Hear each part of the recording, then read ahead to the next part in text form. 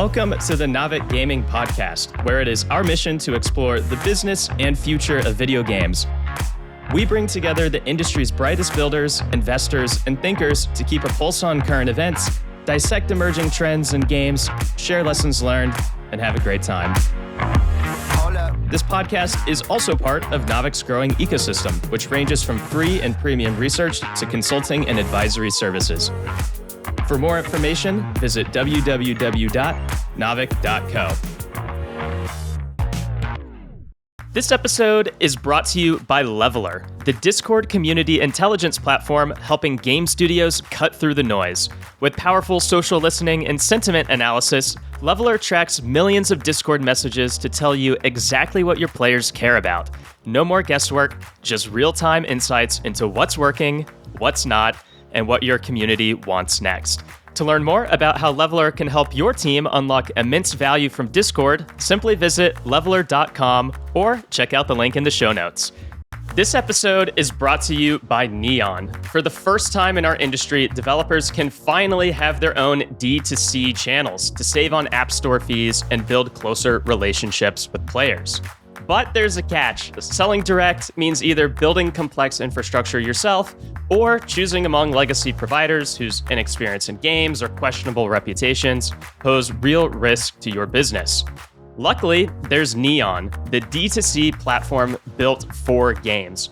As a merchant of record with customizable web shops optimized for conversion and modern APIs that let you use your existing LiveOps tools, Neon is trusted by some of the biggest names in gaming to help you sell direct without the typical overhead.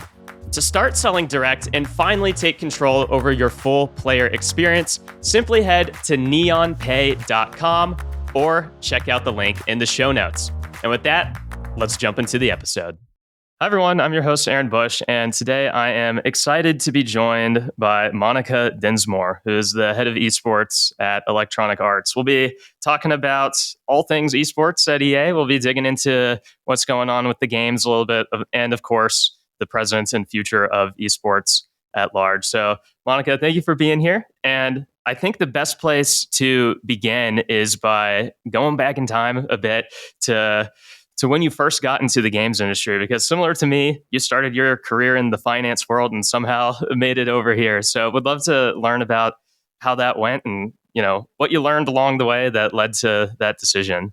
Sure. Thanks. I'm happy to be here as well. I'm super excited to talk about this. My journey is long and kind of weird and complicated. I started in tech back in the early 2000s, the first tech boom and then subsequent bust, and started working in mobile space and apps before there were apps at a company called LiveMind. So that was kind of my first intro into startup world, tech world. I loved it until it went away.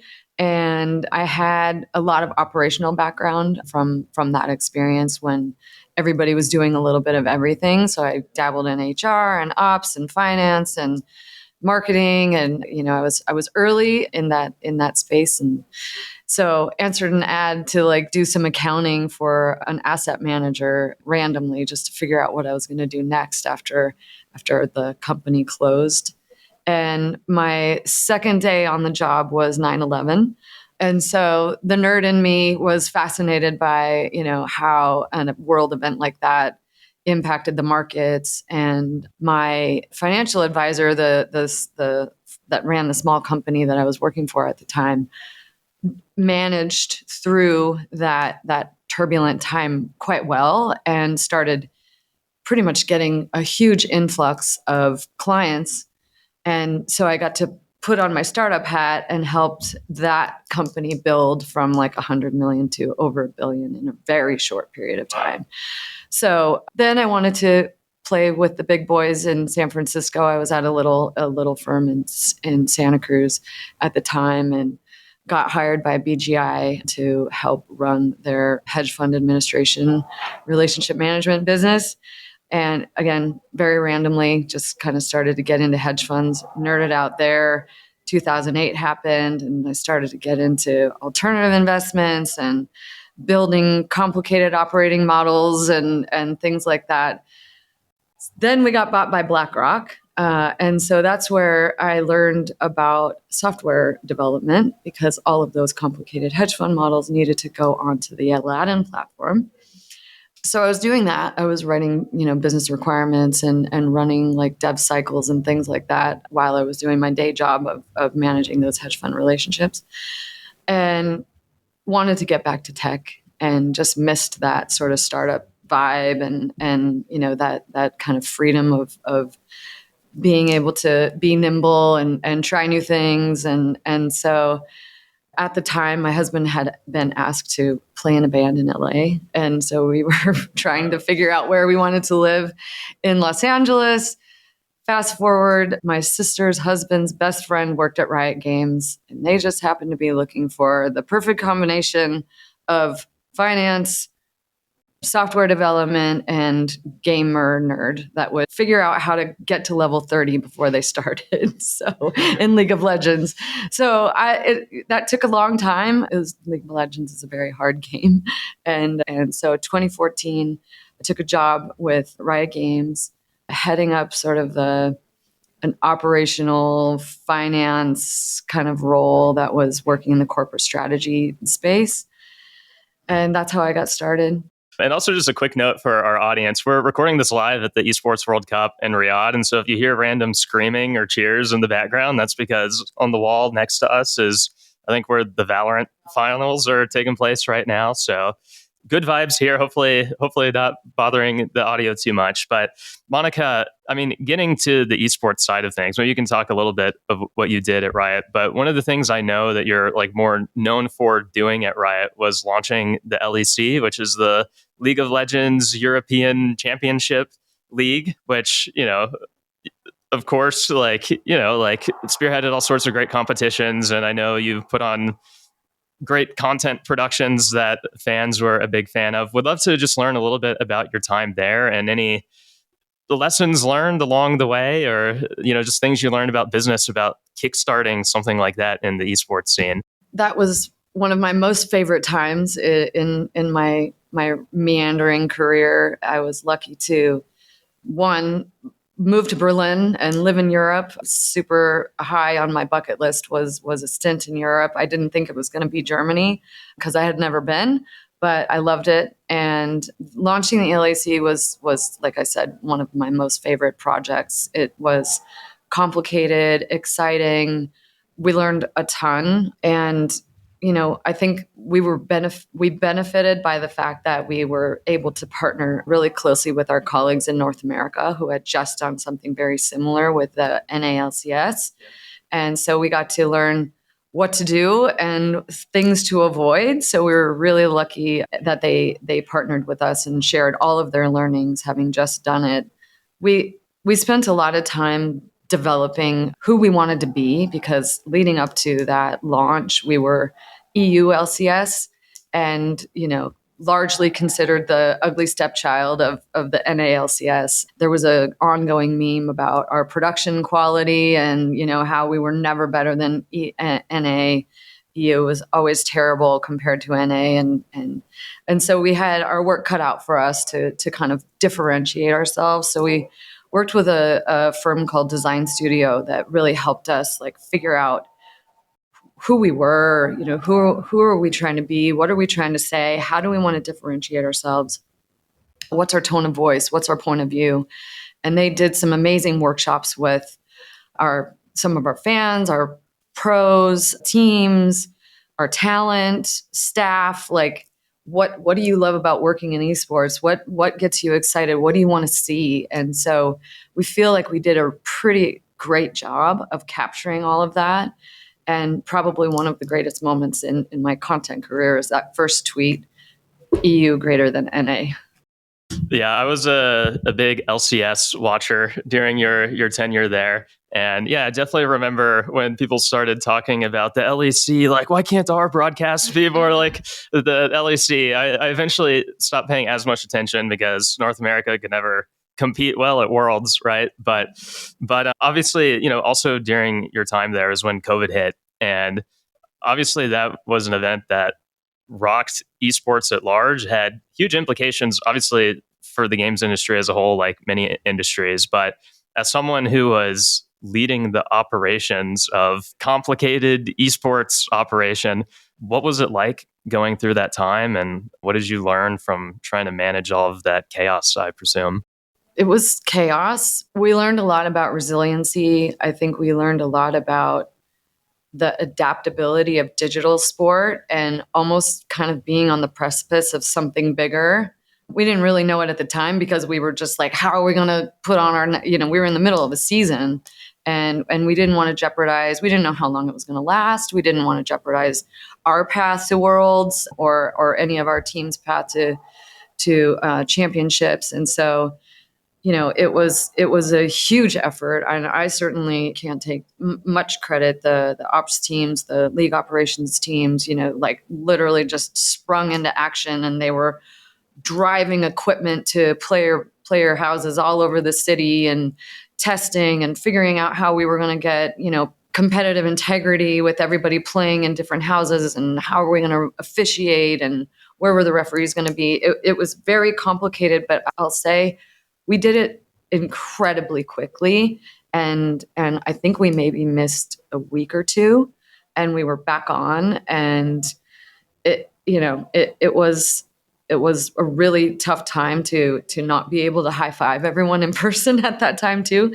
But yeah, we had no idea it was going to be as long as it was and as impactful as it was. But I think again, it was sort of the beginning of like how important digital sports are to the sports ecosystem at large.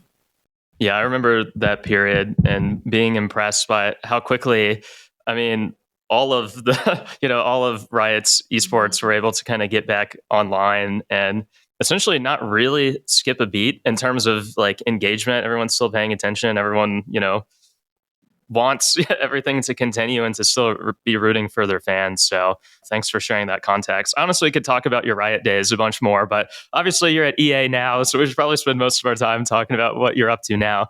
But maybe we can kick this off just with the story of like how you decided to move to EA.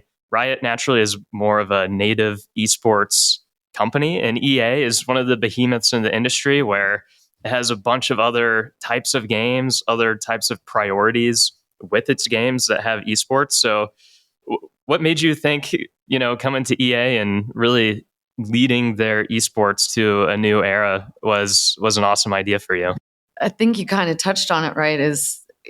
No one does sports games like EA does. They're the best in the business and they're the biggest, and the opportunity to, and just kind of getting back to that like entrepreneurial spirit. Like I'm always looking for the next, problem to solve or the next opportunity. And esports was something that I had never thought about before. And being, a lifelong sports fan, myself, just figuring out how I can make an impact at that intersection of sports, gaming, esports, entertainment, culture was just really fascinating to me. And so that, I just really wanted to come and check it out and see like, okay, how does this work? Like how does FC work? At the time it was FIFA. And how do you work with all of these different league partners? And how do you work with the NFL? And how do you think about sponsorship and licensing and all of that stuff that I had, it was so contained at Riot and we had so much more freedom.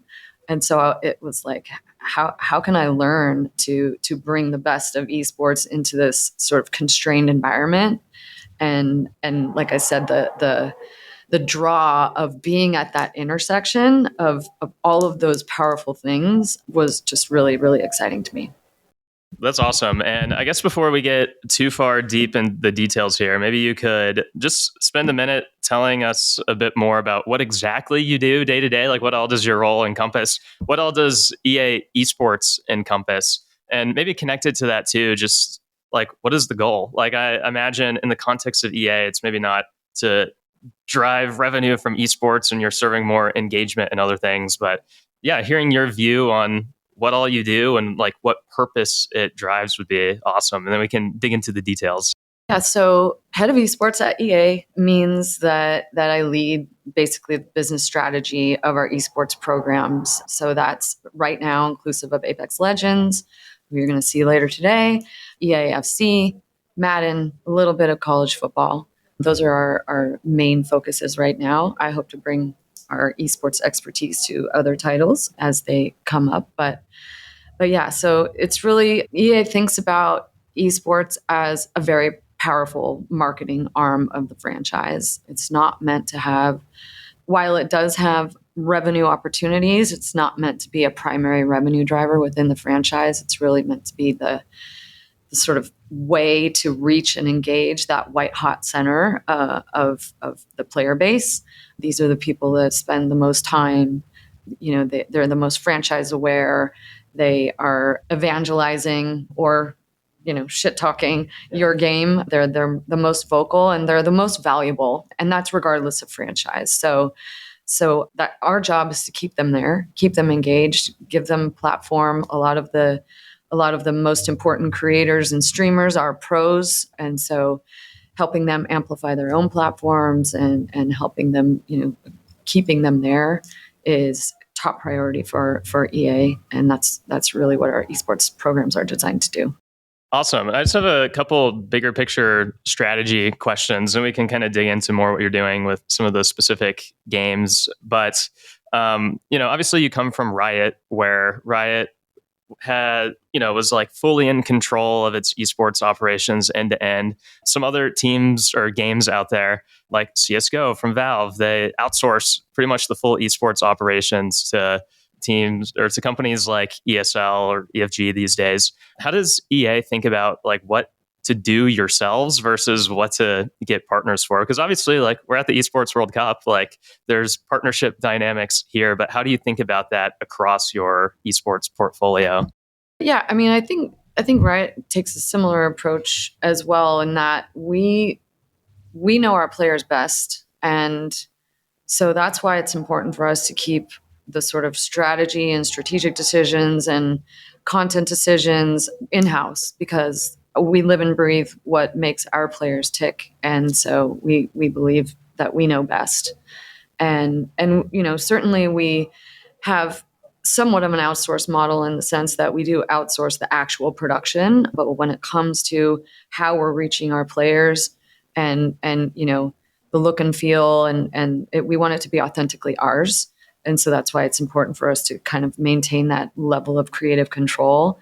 But certainly we partner with companies like EFG and now with Esports World Cup to kind of help bring that to life from a production perspective. But yeah, we spend an inordinate amount of time listening to our fans, and in order for us to bring that to life in an authentic way, we like to keep it in house. Cool. And obviously, the games you operate, for the most part, are very different from each other, right? I mean, some of the sports games maybe have similar dynamics, but even then, like FC soccer, it's fully global when Madden is more US specific, and Apex is completely different from both of those. So when you think about like creating a strategy and working across these different game teams, how do you think about like what to do the same across all of your esports versus kind of like decentralize the strategy and the tactics that go into like really bringing the unique best out of the specific games? The games are wildly different, but I think that the motivations are largely the same. So our goal is to work very closely with each of these franchises to show up in major moments in their life cycle. So we're tightly integrated with the franchise leaders, and we spend time planning and strategizing. They almost brief us in a way where they tell us, this is where we're going 1 year, 3 year, 5 year. This is what's important to us. And then it's up to us to come back with a strategy that says, this is how we think esports should show up, amplify those big moments. This is how you can leverage our pro player base. This is how you can leverage our partnerships. And then we collaborate to build that together. It doesn't usually result in wild shifts, but you might see, for example, we take ALGS to a different region because that's a priority region for the franchise. Like we're not making those decisions solely for the benefit of the esports team. And you might see us show up alongside, the Euros, and try and make a tentpole moment out of that when you've got all of the world of European soccer together in one place. How do we make that leverage competition and leverage our footprint in a real life activation, bringing sponsors, our pro players together all at once.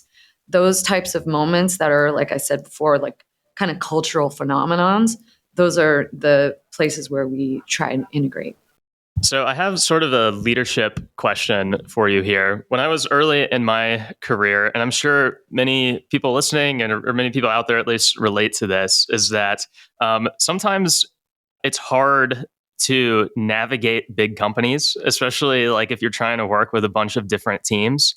And naturally, in your position, overseeing esports, you're working with a bunch of different studios, a bunch of different, I'm sure, like management leaders across the business to try to both orchestrate like a good top-down strategy that people at EA's leadership are happy about, while also trying to do it in a way where the individual game teams feel good about what you're doing as well. So you're juggling a lot of relationships, and I assume you have to get a lot of buy-in in different places to make things go smoothly for esports and for everyone else. How do you go about managing those dynamics, and like what have you learned, whether it's at EA or like elsewhere in your career, about succeeding across these cross team dynamics?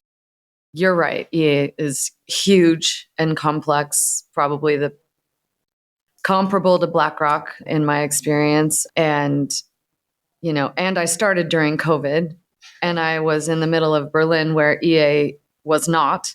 And so I think the most important thing, especially when you're kind of coming in with a purview that isn't solidly part of EA's sort of selling game strategy, if you know what I mean, like there's a lot of education that needs to happen about what is this esports thing? Why does it cost so much? Like, what are we doing there? And so it's building trust is the most important thing, helping people understand why it's valuable to them. I think esports has within EA and within the industry has gone through multiple identity crises. Like, is it meant to be a revenue driver? Is it meant to be a standalone business? Is it the new sport? What are we doing with this thing? And publishers have struggled with that, and the esports industry at large has struggled with that, trying to figure out who we are. And when I came to EA in the beginning, it was meant to be a standalone business, and there were huge revenue targets, and that was a scary proposition because we were seeing it start to not work at that time.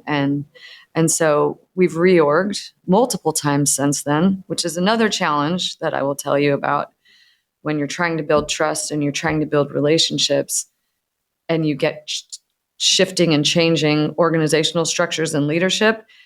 Sometimes you have to start all over. And so if you have your platform, you continue to be consistent with the value that you're bringing, and you get leaders to trust you, and you prioritize those relationships.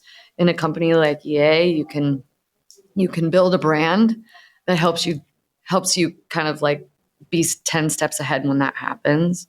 So yeah, being solidly part of the publishing organization structurally right now at EA, I actually am peers with those franchise leaders.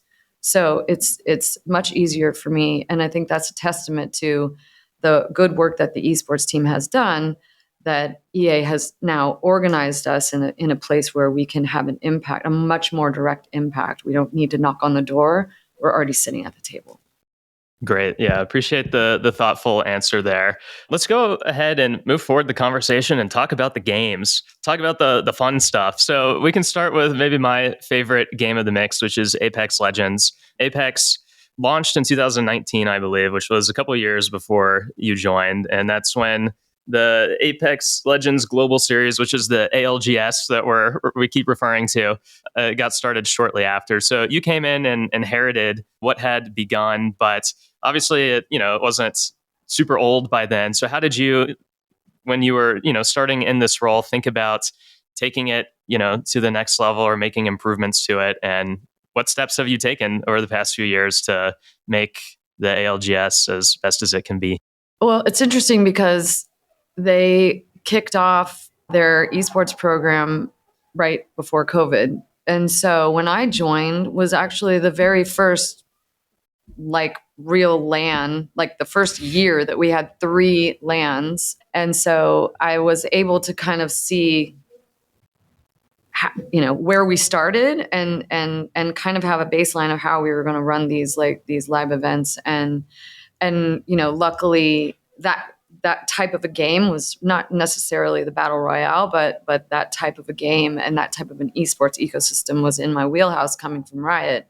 So I knew a lot about motivations and fan experiences and things like that. So I think what I brought was that exact experience, not hey, well, at Riot we did it like this and we should do it that way, but how do we take the learnings from such hugely successful programs that Riot runs and apply those to Apex Legends, because again it was pretty much in its infancy, and so I got to make a decent amount of impact, I think, but also leaning on the deeply passionate people that were already working there. So I think it's about how do we better integrate with teams, how do we better integrate with sponsors, what does even sponsorship look like there? So things that we've done, creating fan zones, creating opportunities for teams to show up and do meet and greets and show their ability to get closer to their fans and sell merch and whatnot. We brought devs on site, which was very successful, having them do Q&As with pros and with fans, and also do meet and greets was an incredible experience for them to actually get out and see how fans were experiencing their games or the gun that they designed or the map that they worked on or whatever.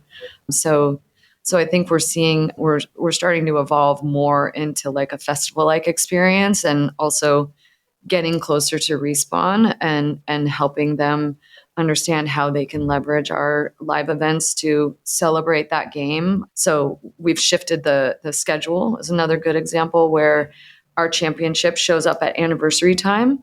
So we can leverage, what's really important for Respawn to talk about in terms of their content and what they care about, and bring everybody together in Sapporo, Japan for the next couple of years to really celebrate that game in a big, big way.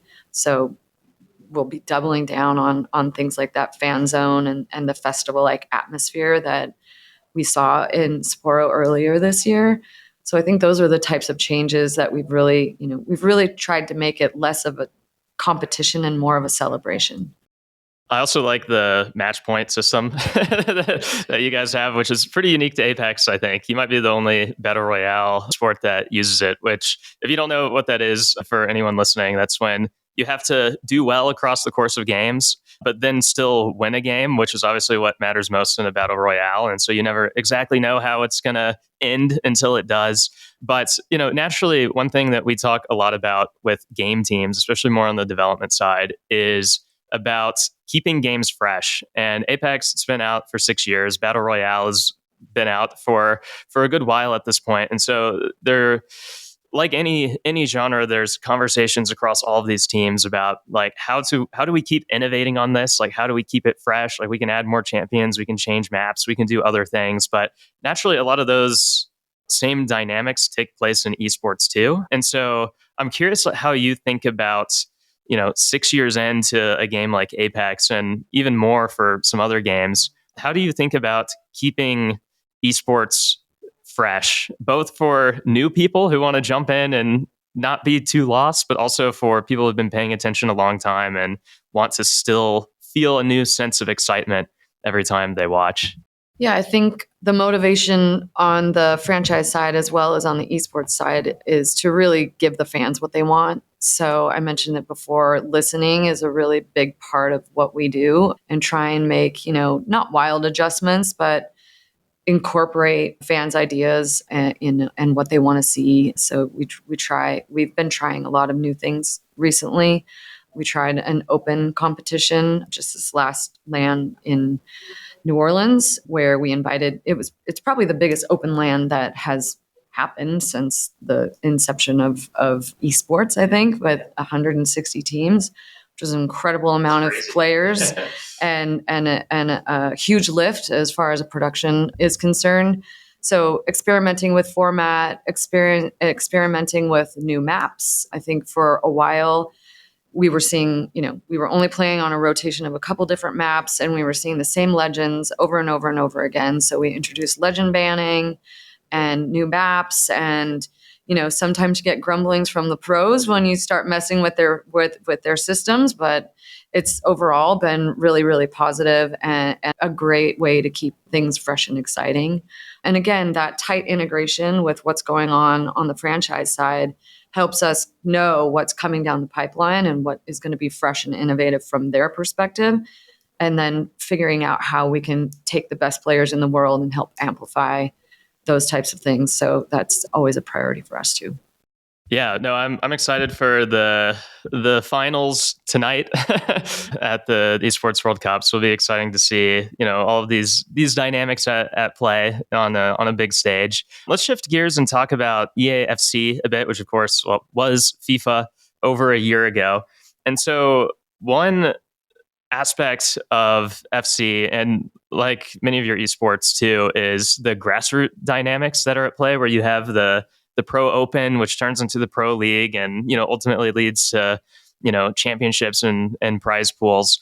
And I know one thing that is different between esports leagues is how they balance who is allowed to compete. Like, how much of like a small franchise dynamic do you want to have versus like a very large grassroots effort, which I imagine can just be different for different games. And so I'm curious, when you look across your game portfolio and you even just think about future esports that you might work with at EA one day, how do you think about what should have grassroots dynamics, how much grassroots dynamics? Just how do you think about how open competition should be? I really like the fact that all of our programs are open and anyone can win. And couch to champion is kind of a thing that we say a lot. And so you've got this constant opportunity to tell really cool stories of, people coming out of nowhere and doing amazing things. You see it on the stage on Apex all the time. And Madden is another good example, where we had a guy named Henry who picked up the sticks in COVID and ended up being the first Madden millionaire like a couple years later. So those types of stories are incredible, and you can't get those types of things within a closed ecosystem. You can play with like feeder systems or B leagues or whatever, but I really love that aspect of anyone can win. It's open to everyone. And I think that that's something that's also beneficial to the franchises, because you've got this opportunity to drive people into the game, and you've got this like natural like propensity to compete. And if you start to incorporate those levels of competition and the opportunity to go pro within your game, then people start climbing and grinding, and that's what you want to see. You want to keep those players engaged, and you want to give them more opportunity to compete. And so I touched on this earlier. We try and build our programs around that. If they're naturally competing, let's give them more. Let's give them more opportunity to do that, versus trying to make it harder for people to I'll never make it to pro, so I'm not going to try. We want everybody to try. Yeah, no, I love that too. And obviously, I'm not an expert in this at all. But one thing I've noticed too, just like when there are more the B team, feeder team type of system, like a lot of the incentive then falls on like the esports teams to want that. And if they're not making money, from the B teams as much, then it's a lot harder for them to invest in it, which then leads to a trickle down effect of there not being as much talent growth in the industry and talent competing at a high level. So I like that you guys are doing that just as a fan of esports at large. Another aspect of FC has just been this big brand change, which I'm sure was just a massive undertaking at EA because it's your largest franchise as a business. And I'm sure just touched so many aspects of everything, including what you're doing in esports. Was this a big deal for you guys? I would just kind of would love to hear like from the operational mind that had to drive a lot of the change here. I'm guessing like what went into such a big brand change for esports. Yeah, it was massive. It was on all fronts, from brand and marketing to operations to the structure of the league and the structure of the program. The biggest sort of win, I guess, from our perspective on the esports team is this was the opportunity for us to own from start to finish the entirety of the ecosystem. When we were FIFA owned the championship, and we had like an owned sort of open ecosystem that we would run a tournament and crown a winner. All of our league partners would do something similar, but it never meant anything because it would culminate in a championship that we didn't have any control over. And so we had this opportunity to completely reset. Took a lot of cues from fans in that, this is complicated, it's hard to follow, I don't know what to watch. So we were able to simplify everything. We made a very important decision to prioritize our relationships with our league partners because they all run their own programs as well. So we wanted to make it so that they had an opportunity to make their programs much more meaningful as well. So we collaborated with franchise leaders, every single one of our league partners to help build what we think is a really awesome ecosystem now. So we've got the open portion of the program.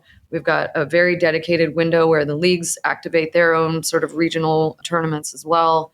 And then the championship is this huge moment, which is going to culminate here at EWC in just a couple weeks. Yeah, and one other aspect of all of these sports games, FC, but all Madden, NHL, etc., is the real world partner dynamics that are at play, which I honestly have no idea how this what that even looks like. So maybe you can just let us know like what kind of conversations and deals you have to have and like what's different across the different teams. But how does that play into esports? Because I also know that sometimes like players will play under the brands of these different teams. So I don't know, maybe you could just kind of tell us how it all works and, kind of like what you've learned from having to deal with this because you didn't deal with these dynamics at Riot before. Yeah. So those on the FC side, those league partners are extremely important, not just to esports, but to EA because there are, it's about the license, right? And so for us to be able to have been so successful at that rebrand and keep all of that IP, we had to really lean into our relationships with those leagues. Esports is incredibly important to them, and so part of that sort of deal was you've got to run an esports program, and so we have varying degrees of interaction. We'll either consult or in some cases we run it ourselves, but it helps us help them using the expertise of a 60 plus person deep team on our side and lots of really, really deep experience, help them figure out what's best and how to best run their program. So we were very, very tightly integrated with them. They have, sort of liaisons on their side and in some cases full blown teams. But it ranges from, like I said, a consulting relationship to we just run it and we have a certain budget and we make it happen for them. And all of the changes that we made that I talked about earlier were made in collaboration with them because they're such extremely important partners of ours. I would say similar to the NFL, where we take a similar approach with the NFL in that what's important to you. What are you trying to accomplish? What are your main goals? And how can we show up? We showed up at some of their international games and ran some competitions this year because international exposure is really important to the NFL and starting to reach new audiences. So partnering with them on how we can leverage we've got teams all over the world, and how do we help bring a presence of Madden and competition and a younger, more diversified audience to that game as well. So yeah, it's really about like, how can we help? It is the conversation that we have quite often. And yeah, it really depends on what they want, and we're here to help them. Yeah, that makes sense. And I assume there are a bunch of similar dynamics in those discussions just between the different sports games. But obviously, like, the games themselves are still different, and, who they serve around the world is different. So are there any other like notable differences in how you think about managing sports of a game like Madden versus what you do for FC? The first thing that comes to mind is languages, and making sure that we have culturally appropriate programming. So we really lean into all of our regional teams around the world to help with, content and local language and things like that. So it's definitely an extra layer of complication. We have that in Apex Legends as well, but we have amazing teams, publishing and marketing teams all around the world that help us make sure that we're evolving our programs in a way that is reaching as many folks around the world as possible. Yeah, I think there's surprisingly quite a bit of interest in Madden and college football around the world, and so as it's an important part of the growth of the NFL, we want to support that as well. So I think you'll see more opportunity for us to show up and build that audience. But that's the biggest differentiator, as I said, would probably be just leaning into like what does the culture want. Each culture has different ways of like consuming content and their own sort of things that they love about the game, and so the regional teams know it best, and they help us make sure that we're checking all of those boxes, that giving the fans what they want. So in our final few minutes here, would love to just kind of chat about the future and just kind of how you're thinking about navigating the future of EA's esports. And I guess one place to start is just EA has a bunch of other games. Like, I think the games we talked about are where most of your focus lies in esports, but EA has F1, NHL, college football now, which is new. And so I'm curious just how you think about when esports becomes worth doing, and like, what do those first steps even look like? And obviously not all of your games will make sense for esports, although I'd love to see you try to make Sims into esports, for example. but maybe you could just kind of talk a bit about, especially around these sports games, like, when does it become worth it and where do you even begin? Yeah, I think it goes back to that sort of listening foundation that we have, and that is, like you said, not every game is just has a built-in esports ecosystem. So we watch how the fans are playing. How are the fans? The fans are going to compete, and they're going to organize, and they're going to show us how competitive they really want this game to be.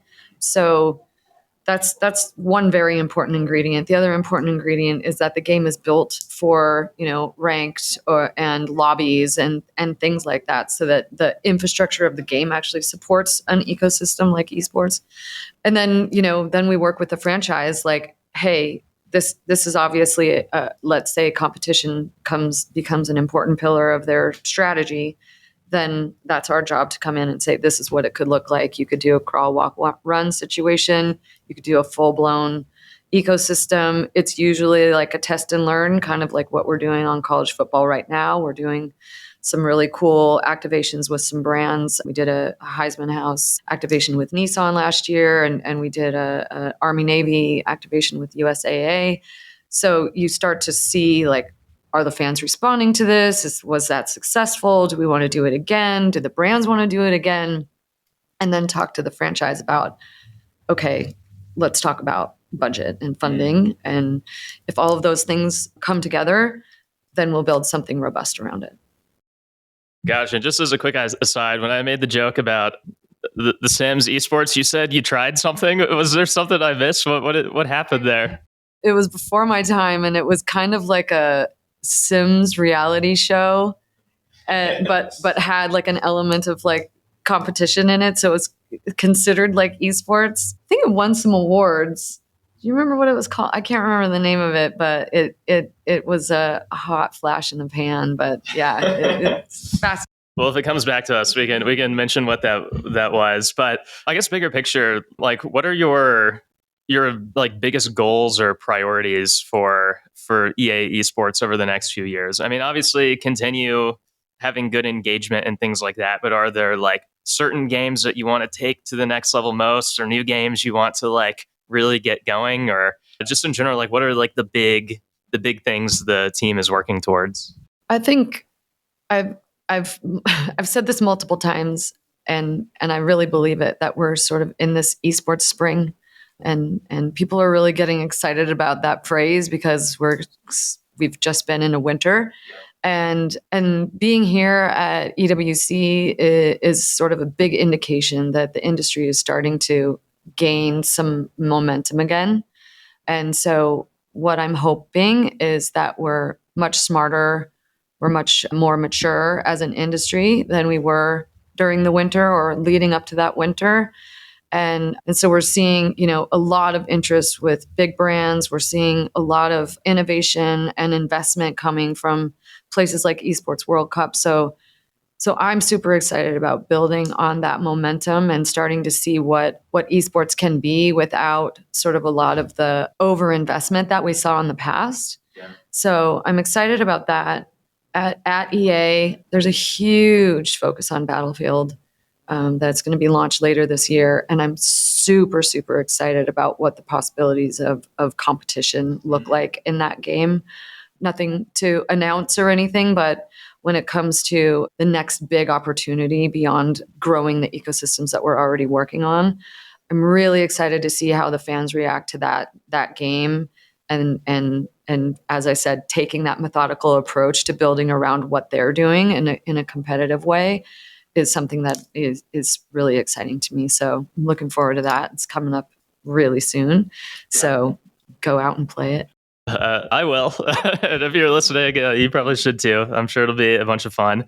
So, I mean, you talked about Esports Spring. Obviously, for the past, I don't know, 2-3 years, there was a lot of talk about Esports Winter where a bunch of teams were having to just reset and shut down. And, there's just been consolidation in the space and just a ton of change. And yeah, I mean, just kind of echoing the esports spring point. I've heard that term said, many times, even just while here at the Esports World Cup, which is great. I'm curious, like obviously EA is very focused on its own games, is very like in control of your own destiny to a large extent. But when you look across the esports space as a whole, is there anything you think is missing or like still needs to be done or improved to like really take the prosperity for everyone to the next level? Like just when you look across the space, like what could keep the spring going and turn it into the summer? I feel like we're already in the summer being here in Riyadh. It's pretty hot.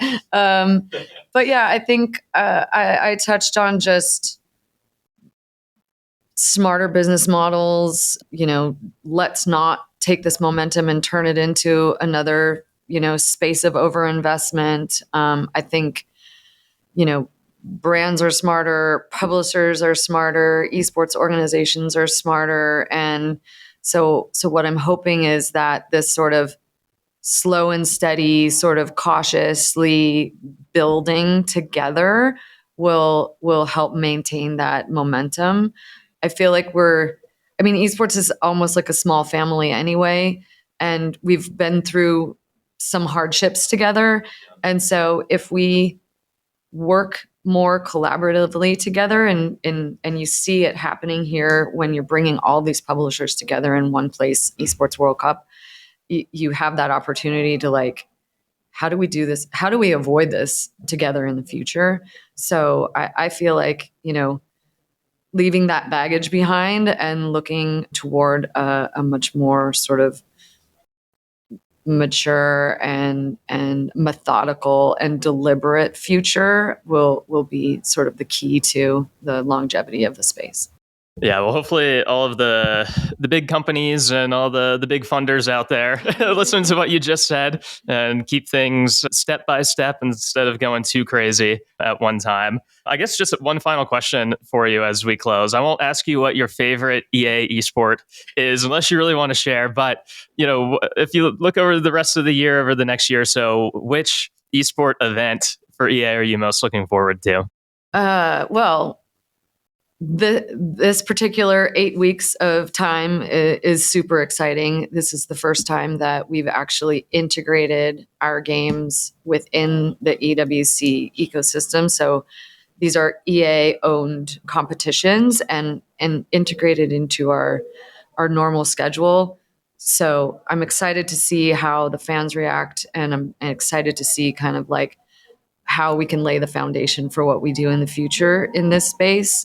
We're actually playing our AFC Pro Championship here, and we'll have a lot of really cool activations going on in the Boulevard, and so I'm super excited about that. We just signed a 2-year deal with the city of Sapporo to go back to Sapporo for our ALGS Championship. That was probably the most incredible experience that I've had at an esports event. Just what we just did in Sapporo in February. It was an incredible collaboration between the mayor of Sapporo, the city of Sapporo, the Premise Dome, the Esports Association of Hokkaido.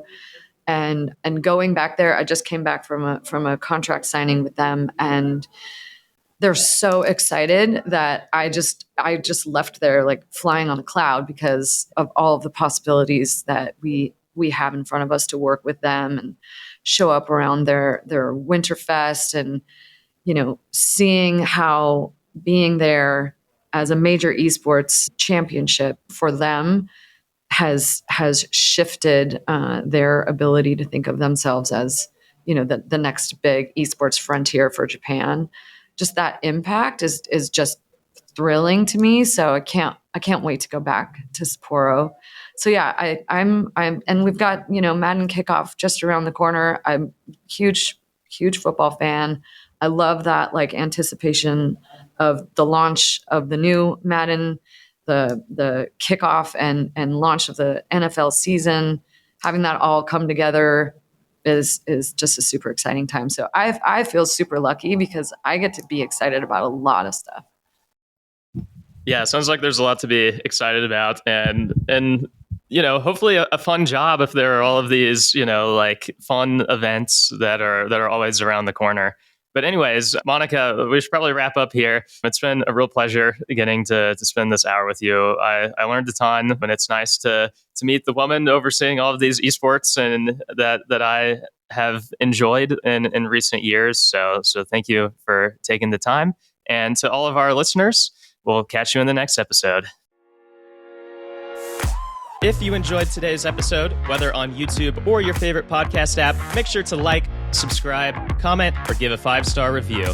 And if you want to reach out or provide feedback, shoot us a note at podcast@naavik.co or find us on Twitter and LinkedIn. Plus, if you want to learn more about what Naavik has to offer, make sure to check out our website, www.naavik.co. There, you can sign up for the #1 games industry newsletter, Naavik Digest, or contact us to learn about our wide-ranging consulting and advisory services. Again, that is www.naavik.co. Thanks for listening, and we'll catch you in the next episode.